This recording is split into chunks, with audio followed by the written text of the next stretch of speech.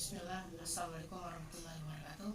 Perkenalkan, nama saya Didi Nardian Syahstil dengan stambuk B1 W1 19109 dari jurusan Manajemen Fakultas Ekonomi dan Bisnis Universitas Al-Ulum. Pada video kali ini saya akan memberikan penjelasan mengenai akad transaksi yang diperbolehkan dalam Islam. Untuk itu jangan lupa like, komen, dan subscribe.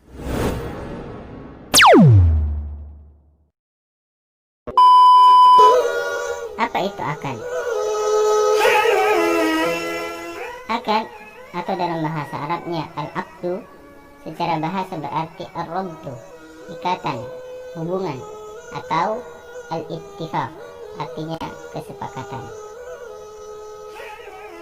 Sedangkan secara terminologi hukum Islam, akad berarti pertalian antara ijab dan qabul yang dibenarkan oleh syara atau syariat yang menimbulkan akibat hukum terhadap objeknya.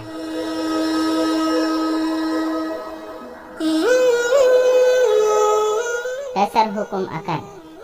Dasar hukum dilakukannya akad adalah Quran surah Al-Maidah ayat 1 yang berbunyi, A'udzu billahi minasyaitonir rajim, ya ayyuhalladzina amanu aufu bil uqud. Wahai orang-orang yang beriman, penuhilah akad-akad itu.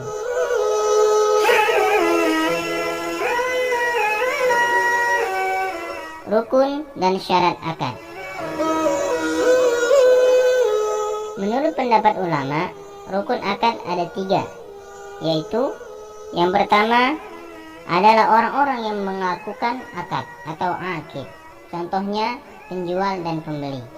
Yang kedua, sesuatu yang diakadkan atau ma'qud alai, contohnya harga atau yang dihargakan. Yang ketiga, maudhu al-aqd, yaitu tujuan atau maksud dilakukannya akad. Dan yang keempat, sighad, yaitu ijab dan qabul. Syarat-syarat akad. Yang pertama, syarat-syarat yang bersifat umum, yaitu syarat-syarat yang wajib sempurna wujudnya dalam berbagai akad. Dan yang kedua, syarat-syarat yang bersifat khusus, yaitu syarat-syarat yang wujudnya wajib ada dalam sebagian akad. Syarat-syarat yang bersifat umum, yang pertama, kedua orang yang melakukan akad dalam kondisi sehat, maka akad orang yang tidak sehat atau orang gila dan semisalnya, akadnya tidak sah. Yang kedua, yang dijadikan objek akad dapat menerima hukumnya. Dan yang ketiga, akad itu diizinkan oleh syara atau syariat, dilakukan oleh orang yang mempunyai hak melakukannya, walaupun dia bukan akid yang memiliki barang. Yang keempat, akad bukan jenis akad yang dilarang. Yang kelima, akad dapat memberi faedah. Dan yang keenam, ijab harus berjalan terus, maka ijab tidak sah apabila ijab tersebut dibatalkan sebelum adanya qabul. Dan yang terakhir, ijab dan qabul harus bersambung. Jika seseorang melakukan ijab dan berpisah sebelum terjadinya qabul, maka ijab yang demikian dianggap tidak sah. Syarat-syarat yang bersifat khusus, yaitu syarat-syarat yang wujudnya wajib ada dalam sebagian akad. Syarat khusus ini juga disebut dengan idhofi atau tambahan, yang harus ada di samping syarat-syarat umum, seperti syarat adanya saksi dalam pernikahan. Macam-macam akad. Menurut ulama fikih, akad dapat dibagi dari beberapa segi. Namun dalam hal ini kita akan membahas pembagian akad dilihat dari segi keabsahannya menurut syariat atau syarak, sehingga akad dibedakan menjadi 2, yaitu akad sahih dan akad yang tidak sahih. Akad sahih merupakan akad yang telah memenuhi syarat dan rukun, sedangkan akad yang tidak sahih merupakan akad yang terdapat kekurangan pada rukun atau syaratnya, sehingga akibat hukum tidak berlaku bagi kedua belah pihak yang melakukan akad tersebut. Hal-hal yang membatalkan akad transaksi. Yang pertama, berakhir masa berlaku akad itu apabila akad itu memiliki tenggang waktu. Yang kedua, dibatalkan oleh pihak-pihak yang berakad apabila akad itu mengikat.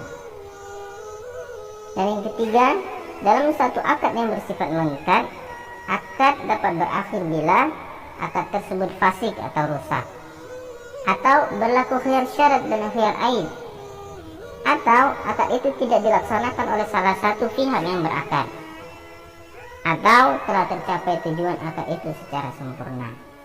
Yang keempat, wafatnya salah satu pihak yang berakad. Namun, menurut Muhammad Ali Hasan dalam buku yang berjudul Berbagai Macam Transaksi dalam Islam, akad tersebut bisa diteruskan oleh ahli warisnya. Jenis akad pada bank syariah yang pertama, akad dengan pola titipan seperti wadi'ah yad amanah dan wadi'ah yad damanah. Wadi'ah yad amanah adalah titipan yang berlaku kaidah asal titipan, yakni menjaga amanah. Pada skema ini, penerima titipan tidak mempergunakan barang titipan. Inilah skema wadi'ah yang asli, tidak terjadi pengubahan esensi akad. Berikutnya adalah wadi'ah yad dhamanah. Wadi'ah yad dhamanah adalah titipan yang ditanggung oleh penerima titipan karena barang titipan tersebut dipergunakan dan atau dihabiskan, sehingga pihak pengguna titipan harus mengganti titipan seperti semula. Akad yang berikutnya, akad dengan pola pinjaman seperti qard atau qardul hasan. Qard atau qardul hasan merupakan pinjaman kebajikan atau lunak tanpa imbalan, biasanya untuk pembelian barang-barang yang fungible, yaitu barang yang dapat diperkirakan dan diganti sesuai berat, ukuran, dan jumlahnya. Akad berikutnya adalah akad dengan pola bagi hasil, seperti mudharabah dan musyarakah.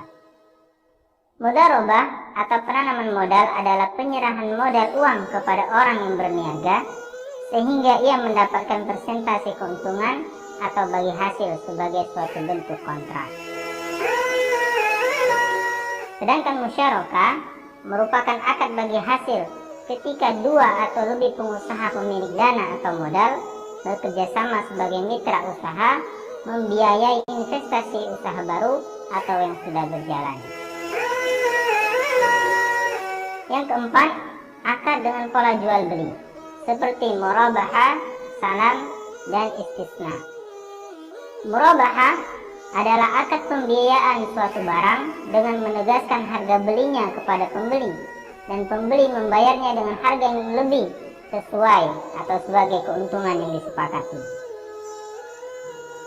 Adapun salam adalah akad pembiayaan suatu barang dengan cara pemesanan dan pembayaran harga yang dilakukan terlebih dahulu dengan syarat tertentu dan telah disepakati. Sedangkan istisna adalah akad pembiayaan barang dalam bentuk pemesanan pembuatan barang tertentu yang disepakati antara pemesan atau pembeli, mustasni, dan penjual atau pembuat, yaitu sani. Akad yang berikutnya adalah akad dengan pola sewa seperti ijarah dan ijarah muhtaniyah bitamlik. Ijarah adalah akad penyediaan dana dalam rangka memindahkan hak guna atau manfaat dari suatu barang atau jasa berdasarkan transaksi sewa tanpa diikuti dengan pemindahan kepemilikan barang itu sendiri. Adapun ijarah muhtaniyah bitamlik adalah akad penyediaan dana dalam rangka memindahkan hak guna atau manfaat dari suatu barang atau jasa berdasarkan transaksi sewa dengan opsi pemindahan kepemilikan barang. Pola yang berikutnya adalah pola seperti wakala, kafala, hiwala, ujur, saraf, dan rahan. Wakala atau perwakilan berarti penyerahan, pendelegasian atau pemberian mandat, yakni bank diberikan mandat oleh nasabah untuk melaksanakan suatu perkara sesuai dengan amanah atau permintaan nasabah. Sedangkan kafala merupakan jaminan yang diberikan oleh penanggung kepada pihak ketiga untuk memenuhi kewajiban pihak kedua atau yang ditanggung. Adapun hiwalah adalah transaksi mengalihkan utang piutang. Dalam praktik perbankan syariah, fasilitas hiwalah lazimnya untuk membantu supplier mendapatkan modal tunai agar dapat melanjutkan produksinya. Ujur adalah imbalan yang diberikan atau yang diminta atas satu pekerjaan yang dilakukan. Adapun sarf adalah jual beli suatu valuta dengan valuta yang lain, dan rohan adalah menahan salah satu harta milik si peminjam sebagai jaminan atas pinjaman yang diterimanya.